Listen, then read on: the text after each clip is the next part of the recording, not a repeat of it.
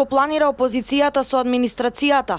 Ова прашање се поставува откако лидерот на СДСМ Зоран Заев вчера порача дека нема да бркаат луѓе од работа, а пред неколку години на партиски настан говореше дека ќе прават темелни смени во администрацијата со цел да се отворат работни места за партиски заслужните луѓе. А вчера опозицијскиот лидер им порача на административците да бидат спокојни, бидејќи отпуштања во администрацијата немало да има. Ве уверувам, завршува времето на реваншизам и делење на народот по партиски списоци.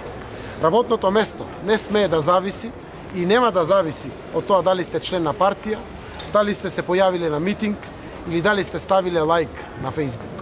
Во 2010 година стромичкиот градоначалник од функција на подпредседател на СДСМ на партиски собир најави партиски вработувања кога ќе дојдат на власт, и тоа до ниво на братучеди на членовите на партијата.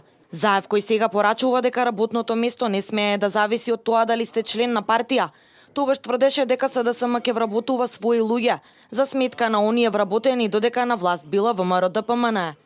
Ако почитувани социјалдемократи пред се ве прашам, што со пренатрупаната државна администрација од страна на ВМРО ДПМН? Да им кажете дека Заев беше во Ландово и рече дека ќе ги бркаме. Ќе ги избркаме од работа и тоа да го знаат. Свесни сме дека ако сакаме да бидеме власт, ќе влеземе тимски, од хигиеничар до министр, во секој ресор во државата, и така имаме намера да ја водиме Република Македонија.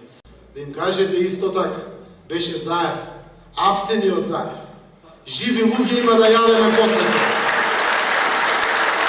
Според дел од пишувањата на медиумите, техничките министри на СДСМ во владата ги партизираат своите ресори. За Фросина Ременски пишуваат дека оставила без работа 44 лица, а Оливер Спасовски неодамна спротивно на законот и системот за кариера во МВР разместил 17 актуелни старешини во единицата Алфи, а на нивно место донел 36 партиски кадри со двојни решенија.